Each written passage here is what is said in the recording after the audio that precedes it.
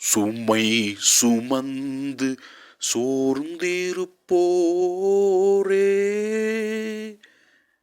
வாருங்கள், நம் ஆண்டவர் அழைக்கின்றார்.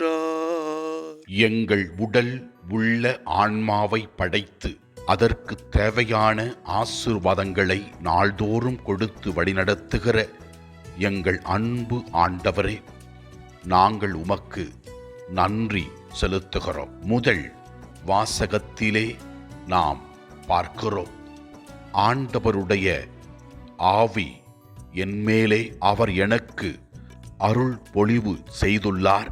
ஒடுக்கப்பட்டோருக்கு நற்செய்தி அறிவிக்கவும், உள்ளம் உடைந்தோரை குணப்படுத்தவும், சிறை பட்டோருக்கு விடுதலை கொடுக்கவும், ஆண்டவர் அருள் தரும் ஆண்டினை அறிவிக்கவும் அனுப்பியுள்ளார் என்று கூறுகிறது.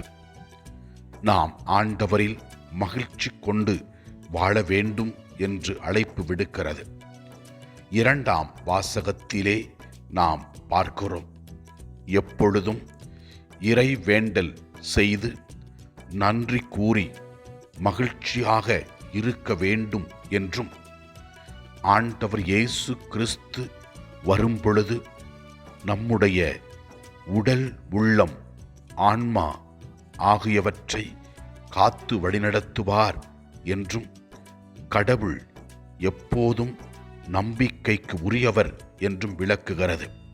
நற்செய்தி வாசகத்திலே நாம் பார்க்கிறோம், திருமுழுக்கு யோவான் எவ்வாறு ஆண்டவரின் நற்செய்தியை பறைசாற்றி வந்தார் என்றும், அவர் இயேசு கிறிஸ்து வருவதற்கு முன்பாக மக்களை தயார் செய்தார் என்றும், மேலும் ஆண்டவர் இயேசு கிறிஸ்துவை முன்னடையாளம் வைத்து அவர் தூய ஆவியினால் அபிஷேகத்தையும் ஆசீர்வாதத்தையும் கொடுப்பார் என்றும், அவருடைய மிதியடி வாரை அவிழ்க்க கூட திருமுழுக்கு யோவான் தகுதியற்றவர் என்றும் தன்னை தாழ்த்தி பேசுகிறார்.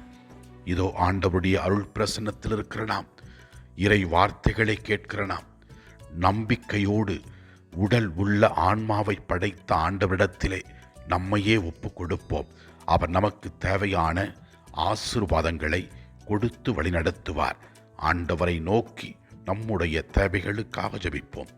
எல்லாம் வல்ல இறைவன், தந்தை, மகன், தூய ஆவியார் நம்மை ஆசீர்வதிப்பாராக. இயேசுவுக்கு புகழ். மரியே வாழ்க. ஆமென்.